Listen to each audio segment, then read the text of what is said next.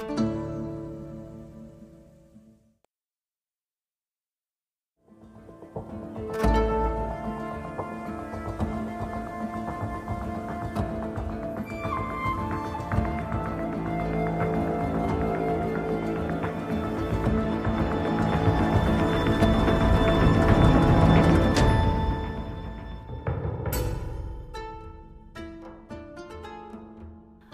hi, hello, welcome. This is Let's Talk About Myths, baby. This is Let's Talk About Myths, baby. And I'm Liv. I'm back once again with Let's Talk About Myths, baby. This is Let's Talk About Myths, baby. And I am your host, Liv, she who rants. This is Let's Talk About Myths, baby. On the 4-year anniversary of this podcast, and I am your host, Liv, the woman who cannot believe this is her actual job.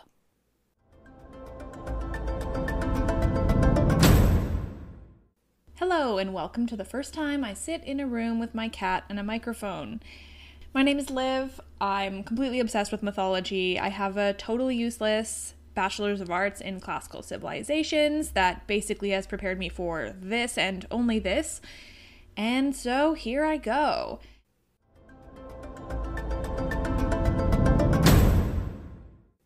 Thank you all so much for listening for however long you have been listening.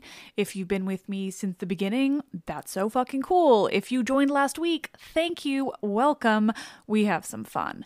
What a fucking wild-ass ride it's been. Who knew Greek mythology was so perfect for interpretation by a feminist who loves the hell out of it, but also isn't shy about calling Zeus out for being such an utter shit.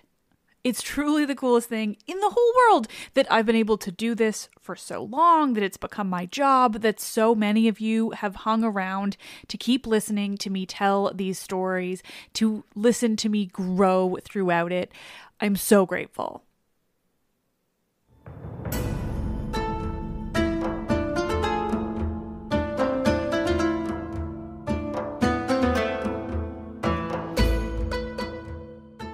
This is episode 133, Loving Medusa and Hating Theseus. 4 years of Let's Talk About Myths, baby.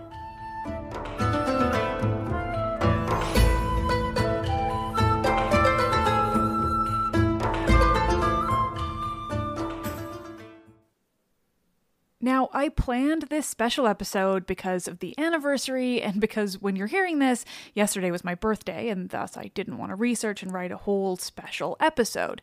But the more I read your favorite moments and listened back to quotes and quips, the more proud I am of this podcast, of what I've done, and of all of you amazing listeners. So while it feels a bit self-indulgent, I think this episode is going to be better and more meaningful, at least to me personally, than I ever imagined when I was planning it out. Because today I am here with all of your favorite moments, along with some of my own. I asked you to share those moments, and honestly, you really delivered. Thank you. It's been so much fun reading through the Instagram comments and the emails. It makes me even more proud and happy to have been at this for 4 years because I have the absolute coolest and nicest and most supportive listeners. I will be announcing the winners of the giveaway soon via Instagram and email if I haven't already by the time you're hearing this, but today is reserved for the incredible submissions and comments both there and from those of you who submitted every other place. Just like I have already, I'm going to be playing clips from those favorite moments. I'm going to be sharing your comments, the things that are your favorites, but also the things that you suggested that ended up being my favorites. It's honestly just been so fun reading through these, putting them together, and I'm really excited to share it with you all. First, we're starting from the very beginning with this very appropriate fave moment from Halamru on Instagram. When you realized you could sing the name of the podcast like Salt and Pepper. Hello, this is Let's Talk About Myths, baby. And frankly, it just occurred to me to sing it like that. So anyway, I'm super clever, I know. I do want to say, I always knew I was naming the podcast, inspired by that song. It just somehow never occurred to me to sing it until that moment. Some of you had favorite things that really just sum up the podcast in a way that makes me so happy, like Lauren Barmania on Instagram, who said, "This might be weirdly general, but I love the early episodes where the audio wasn't perfect and you're still learning. It feels like we were all able to grow with you." That wasn't really general. It's just such a nice way of seeing the growth of the show, and it makes me so happy that you noticed. Or even more personal to me is this one from Ariel Faith, who said, "My favorite part is whenever I hear your cat in the background." Or Leah Watt, who said, "When you let us know in your episode that any loud noises that we hear is just your cat purring really loud." Lupin thanks you all. He's sitting right next to me, though he's being quiet. Abby Broom said, "I love all your stuff, but if I had to pick, it would be the title of the first episode, Eatin' Kids and Killin' Dads. I feel like it just sums up your podcast." Eatin' kids and killin' dads, how the Greek world came to be. You are not wrong. That is one of my favorite titles I've ever come up with, which is fitting given it is the first one. And so many of you name the very first episode as your favorite, and while I personally wish I'd done more research or talked more slowly, I love that it's a favorite for so many of you. In fact, most people start the podcast with that episode, even with my warning at the top of it. And given how many of you stick around, it must be pretty fun. One of my favorite moments, and one that a lot of you still quote to me now, was also the favorite of Grace Catherine Davis on Instagram, who said, "Aphrodite's creation is always an epic story, to say the least." Like I mentioned, a sea foam erupted from where Uranus's bits actually landed, and from that foam, our girl Aphrodite was born. That's right, the goddess of love, beauty, desire, pleasure, and procreation was born from the sea foam of castrated man parts. It's romantic, isn't it? Just picture that classic painting, Botticelli's The Birth of Venus, Aphrodite, or Venus in the Roman, looking all angelic in her clamshell. She's surrounded by beautiful figures. The sea is the backdrop. That clamshell is floating on top of castration foam.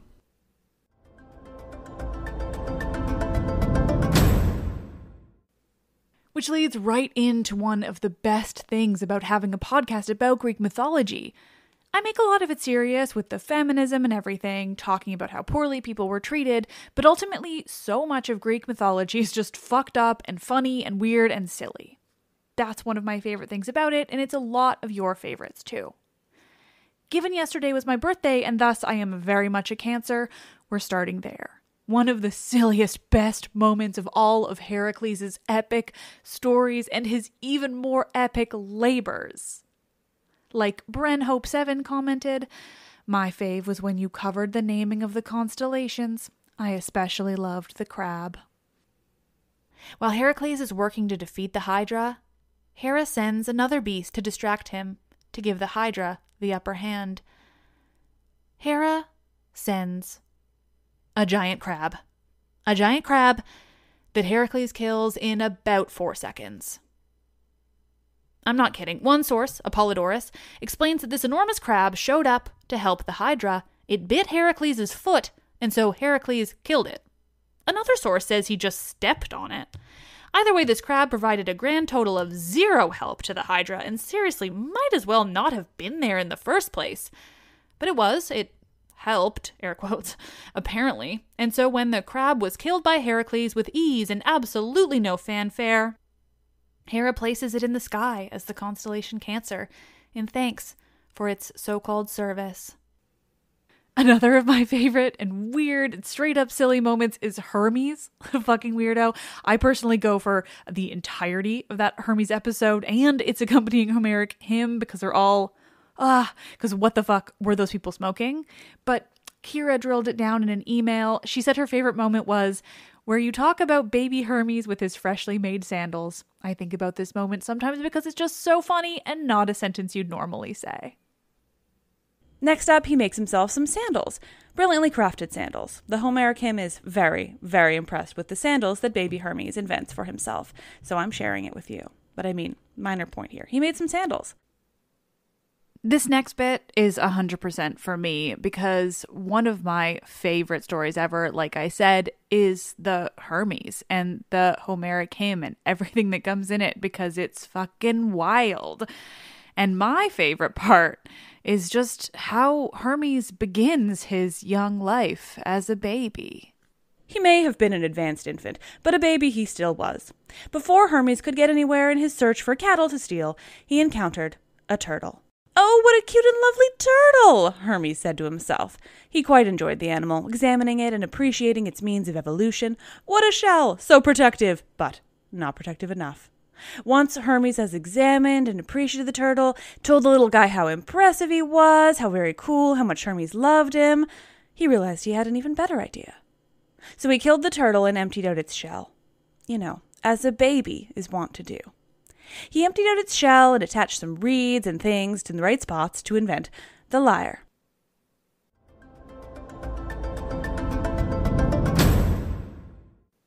And these next two clips of weird and silly bits of mythology come from Malia Dean and Allison C. on Instagram. A bit of commentary on that old house of Atreus. And fun facts about sea monsters. With Hermione as their hostage, they'll have a way out should Menelaus attempt to kill them once they've killed Helen. They'll simply threaten to kill Hermione, too, Electra proposes, because everyone in this story is super fucked up.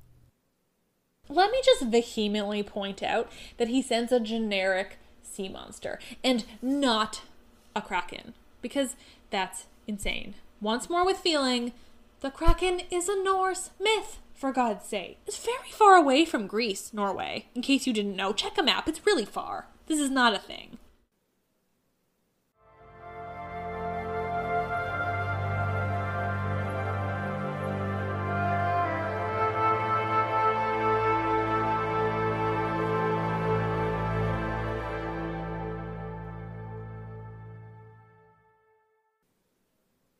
Obviously, there's one woman who is a top favorite not only for me, but for so many of you all too.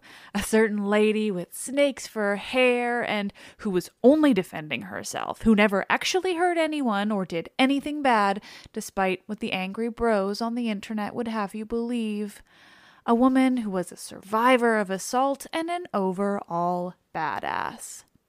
Medusa. There were so many of you that talked about Medusa moments as your favorites. I had to pick just a few because fuck, do we love this badass woman. Medusa hides. She hides until one day a random man shows up with a sword, a shield, a bag, and winged sandals. On that day, the man uses the shield as a mirror so he doesn't see Medusa's face. She doesn't want him to see her hair as it is, made of angry, hissing snakes. She avoids him, but he's there to get her. He uses the shield so that she can't use her one form of defense, turning people into stone with a single look. This strange man who's appeared out of nowhere uses the shield as a mirror until finally he gets to her. With one swift motion, this strange man slices off Medusa's head. The snakes hiss and cry, and her head falls to the ground. D. Steiny said it best. Every time you mention Medusa, my heart skips a beat and breaks in half. And the Gorgons who dwell beyond glorious ocean in the frontier land towards night, where are the clear-voiced Hesperides, Stheno and Euryale and Medusa, who suffered a woeful fate. She was mortal, but the two were undying and grew not old. Bookshelf Cat said, your discussion about my main lady Medusa has probably stolen the spot for my fave moment.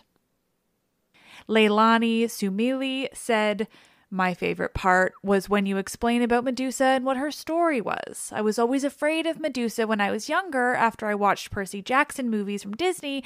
I'm glad I can hear her story and understand that she's not bad. Medusa was a Gorgon, born to Keto and Phorcys. Now, here we don't know what a Gorgon is exactly. Keto is a sea monster goddess, and Phorcys is a primordial sea god. So basically we know they're 3 sisters born to these gods.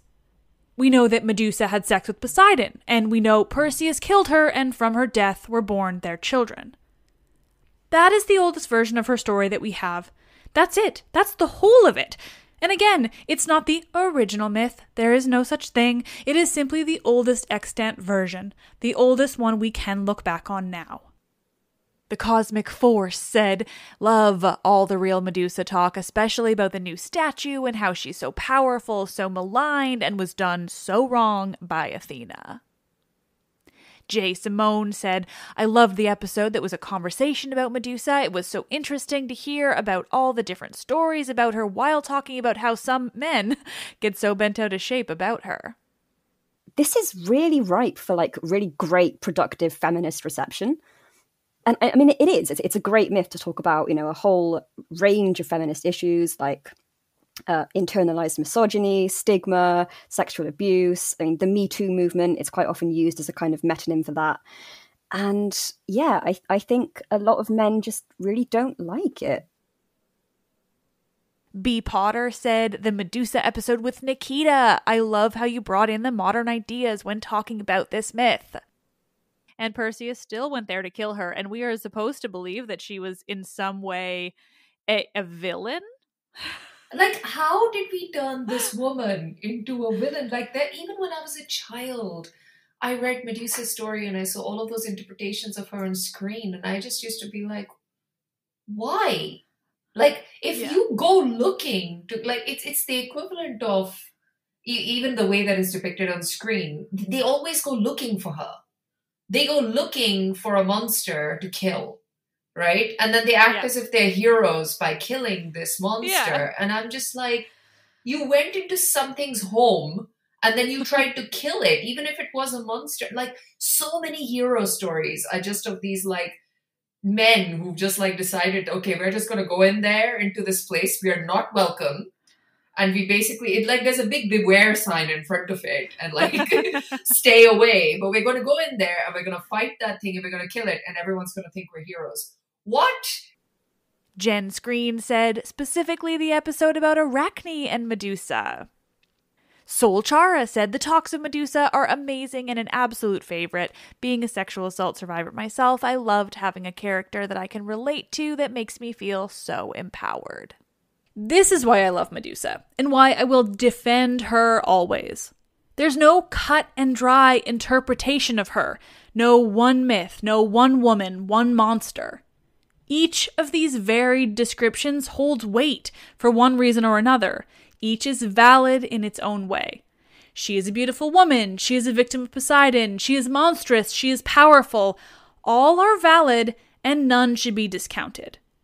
She is whatever we want her to be, and therein lies the power. She is one big, fascinating question mark. Medusa was sometimes a monster, sometimes a goddess, sometimes a beautiful woman.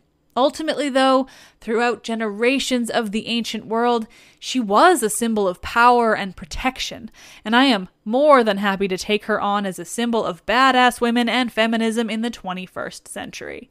Because why the fuck not? It makes misogynists really angry, and that's satisfying as all hell.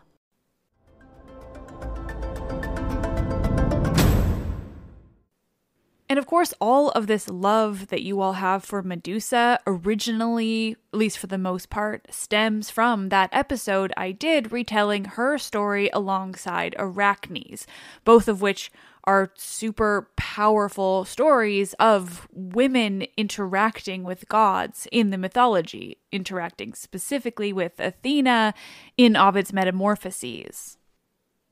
Arachne, on the other hand, weaves into her piece the scene of Europa, the young Phoenician princess who was tricked by the image of a bull.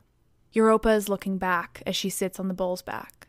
She's calling to her friends as she and the bull descend into the sea. Arachne is making a fucking statement here. She's not just messing with Minerva. She's not just saying she's better at weaving than Minerva. She's taking issue with everything the gods do to humans. If it weren't for this, I might be tempted to make the point that Arachne could have avoided her fate. She could have conceded that Minerva was better at weaving than her, but she didn't. She didn't because that wasn't the point. The point was that regardless of how good the humans are at anything, the gods always have to be better. The gods always have to fuck with the humans, both figuratively and literally. The gods are just making trouble, and Arachne sees that. She sees that probably more than any other human in Greek mythology. It's obvious to her. She's not just competing with Minerva when it comes to weaving skills. She's standing up for humanity in a way that no other human has done in mythology. So it's not just Europa that Arachne weaves into her piece. No, she also weaves Asteria. Asteria is a Titaness. She was pursued by Jupiter, Zeus, in the form of an eagle. And Arachne weaves Leda, who Jupiter seduces and rapes in the form of a swan. And Antiope, a woman that Jupiter seduces and rapes in the form of a satyr. She bears twins from that fucked up union with the king of the gods. And Arachne weaves in Alcmena, a mother of Hercules, who Jupiter tricks by transforming himself into her own husband Amphitryon. And Danae, who's impregnated by Zeus in the form of a shower of gold. And Aegina and Mnemosyne and Proserpina, the Roman name for Persephone, a woman on this piece who was kidnapped and raped by Pluto rather than Jupiter. That's the Roman name for Hades. And Arachne isn't done yet. She shows Neptune, Poseidon, who also transforms himself into a bull and rapes the daughter of Aeolus, a girl whose name we aren't given. And while she's on Neptune's awfulness, she also shows Bisaltes' daughter, another girl whose name we don't have. And Medusa, mother of Pegasus, and Melantho, who Neptune rapes in the form of a dolphin, which is another story entirely. Guys, Neptune, Poseidon, whatever, he's fucking awful. Arachne shows all of this in a beautiful scene of incredible women ruined by the gods. And of course, I'd prefer not to use the term ruined. Certainly being victimized by a man doesn't ruin a woman, but unfortunately in this world, it does. The man gets off scot-free, the woman is ruined. Such is mythology and life in the ancient world. Arachne knows what she's doing. She's making a powerful statement about the power of the gods and how they use it to fuck over humans at every chance they get. A wonderful person named Sarah from my original hometown and university town, Montreal, sent me a lovely message and reminded me of these quotes that fit so perfectly with what I wanted from this anniversary episode. The weave-off begins, and here Ovid bestows upon his reader quite the use of weaveology, that is, words and terms I don't understand, and description of a process I don't understand. How nice would it be to talk to the women of ancient Greece and tell them that I have no idea what weaving entails, because in my generation, even though we still make less than men and are generally treated as lesser people than our male counterparts, we're able to decide to do things other than weaving and cooking and cleaning. Ah, how impressed and disappointed they would be. Nearly 3,000 years, and though equality still seems a far-off concept, at least we can do things like start our own podcast from scratch where we talk about all the bullshit the ancient ladies had to deal with. The times, they have changed.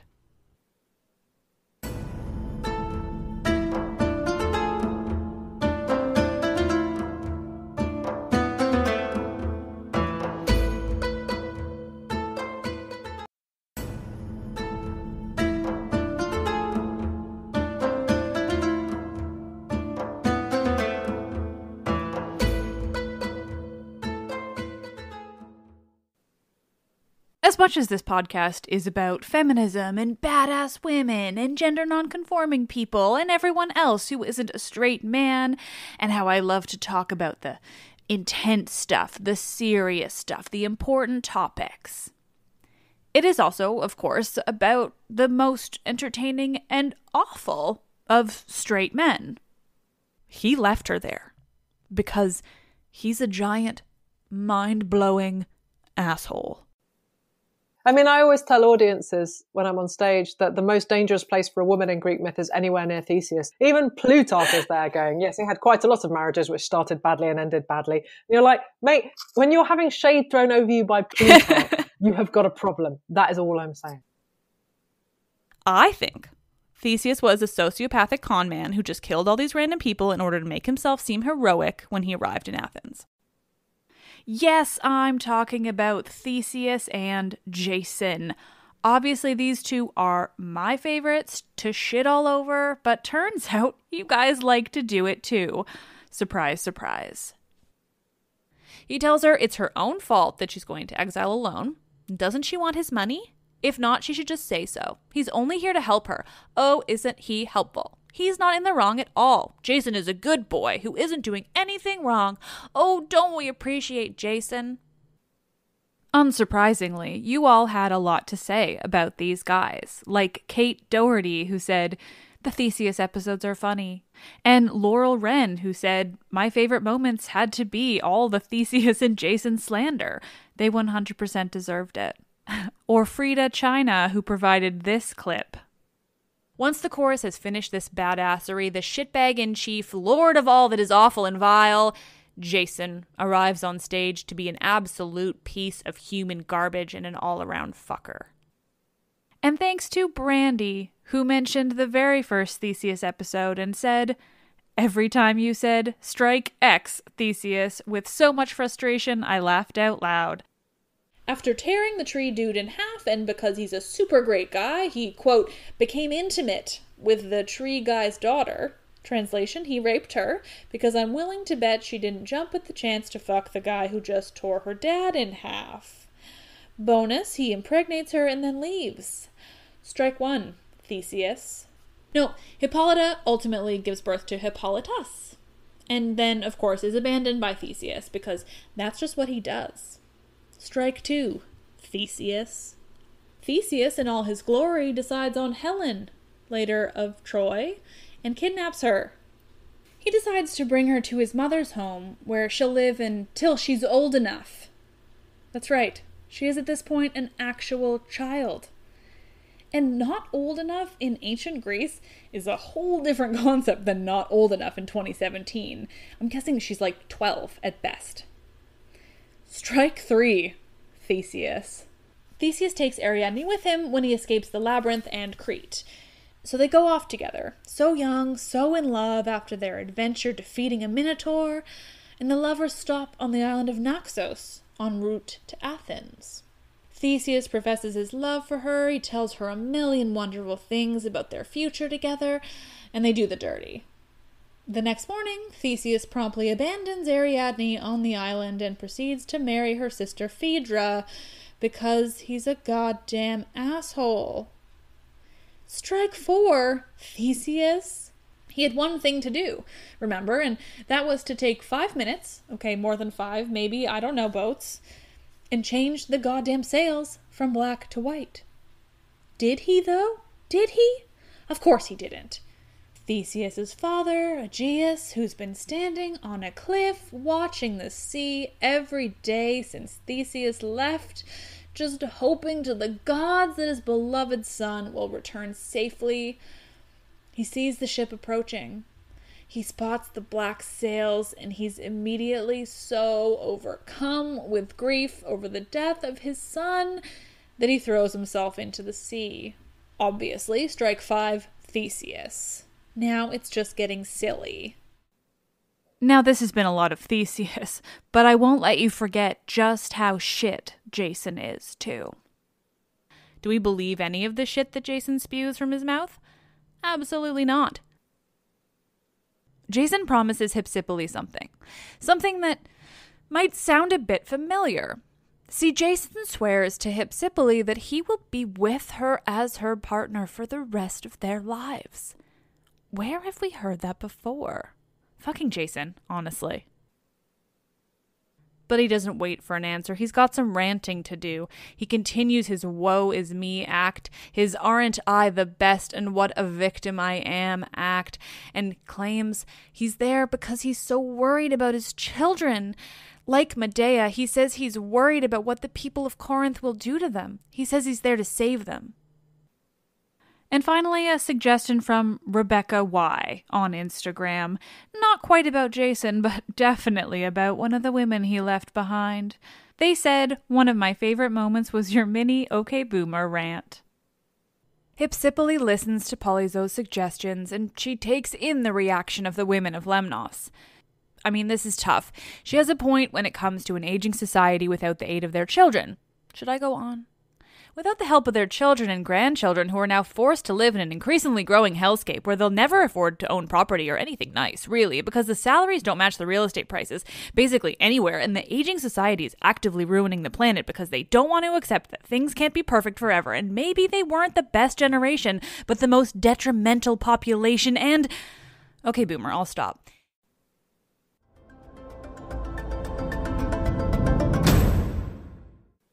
Honestly, it is getting so hard to pick quotes and comments and suggestions that all of you have provided because you gave me so many good options, but I'm trying to prioritize. So I would be leaving a very important story out if I did not mention how many of you absolutely love the Lysistrata, which I am here for. And one of the best suggestions came via email from Jessica, who said, "My favorite episode was on the Lysistrata, because who doesn't love a group of badass women organizing around an anti-war effort? I love the sex positivity, talk of dildos, etc., but my favorite moment was when the chorus of useless men couldn't light the fire, so the female chorus had their buckets of water ready." The women spring into action and, carrying pitchers of water, race as fast as they can to the Acropolis to rescue the others. Of course, when they get there, they see that these useless old men have only just gotten their torch lit, and in fact, the reason there's so much smoke is that these dudes couldn't figure out how to get a fire going. The women are ready, though, and totally down to fight these old men, which is just a super fun part of the story. They put down their pitchers of water so that, if it comes to it, they can really swing. The two groups exchange very fiery and ancient threats of violence. The men threaten to set the women on fire, or if not them, then their friends inside the Acropolis. The women realize that they have the upper hand here, and they simply pick up their pitchers of water and pour them all over the men, who, sputtering angrily, complain about how wet they've gotten. I always have in my back pocket 3 stories that I have told on this podcast that all of you love more than any others. Arachne and Medusa, the Lysistrata, and Cupid and Psyche. Cupid and Psyche is absolutely the number one favorite across the board. I mean, obviously, a lot of people have their own favorites, but oh my god, the sheer volume of you that have that as your favorite, I love it. Makes me so happy, mostly because everyone loves it because of the passion I had while telling it, because it really was the myth that got me into this world. And so I think it really comes out in the episode, and so many of you loved it. Headful of Jellyfish on Instagram said, "I really just love the entirety of the Cupid and Psyche arc you covered." Then she kisses her son with an open mouth and goes off to find a beach to lounge on. Again, she's a pretty chill lady. Aphrodite/Venus has always been my favorite goddess, let's be honest. She just gives 0 fucks. Abby Thien said, "The trilogy of Cupid and Psyche." Bailey Rose said, "I absolutely loved the Cupid and Psyche trilogy. Also loved each mini-myth you did. They were perfect add-ons to my day." Olivia G said, "Love the episode about Psyche, and your episode on women in Herodotus' history inspired me to start reading the histories." And this time they feign as if they have all the concern in the world for their sister. "We're just worried about you. You're living in a fantasy, but we've been keeping watch over you, agonizing about this terrible situation you're in." They tell Psyche they've found out that the husband that comes to her every night and the creepy crazy monster that the oracle predicted she would marry are one and the same. Dolce Silva said, "I'm in love with how you narrate the story of Cupid and Psyche. I have repeated all 3 episodes many times." And Shannon Douglas said, "I absolutely adore how you told the Cupid and Psyche story. Also, every time you call out the misogyny that's been passed down with each of the stories." Now Venus finally points out that she knows Psyche is indeed pregnant, and she starts rambling on about how she'll be a grandmother, but how the child can't be acknowledged because of this scandal, and that apparently Cupid's father didn't consent to the marriage, so that makes it illegitimate, which I think is ironic, because Cupid's father is Mars, the Roman name for Ares, who is definitely not Venus's husband. But apparently, even when your father is a random god who is not your goddess mother's husband, he still needs to consent to your marriage.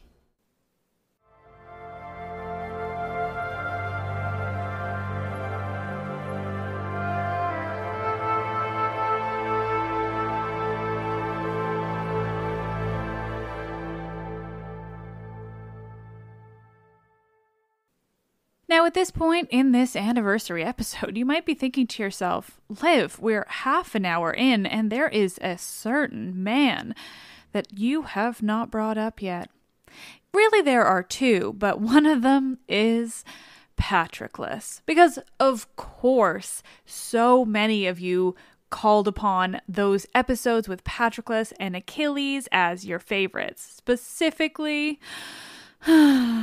Patroclus. Come back to me and let the others keep fighting.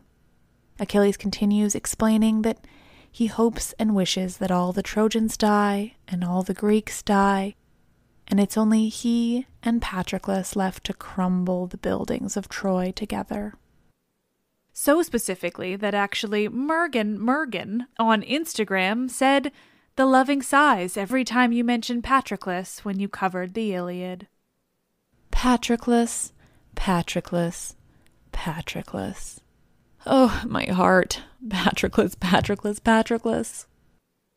And Richard Mortis, who mentioned the way you go about telling the last moments of Patroclus is so damn powerful and moving. It's one of my favorite readings ever. The narration of the Iliad switches. Now the narrator directs everything as if he's speaking to Patroclus himself. It has the effect of dramatizing the forthcoming events far more than before. It's powerful. We're speaking directly to Patroclus as everything begins to crumble around him. Now, your spear shatters in your hand and your shield falls from your shoulders. Apollo comes up and unfastens your breastplate, letting it fall to the ground and exposing your bare flesh. From behind, you're stabbed by a Trojan in the shoulder. You're wounded, but you survive. You're now without armor and stabbed in the shoulder, and you try to retreat. You try to flee, to get away, but you know the end is coming. And Hector sees you too. Hector charges at you, and he drives his spear into your stomach, pushing it all the way through into the other side. You fall to your knees, clutching your belly where the spear is driven through. Hector stands over you as you die, telling you it's too bad. Not even your precious Achilles can save you now. One of the most fun things about putting together this episode for you all, as much as, again, it feels like a little self-indulgent, but I haven't re-listened to these episodes since I did them, however long ago it was. And so even just finding that Patroclus clip just now made me so happy and just, pulled back all of those memories and Patroclus.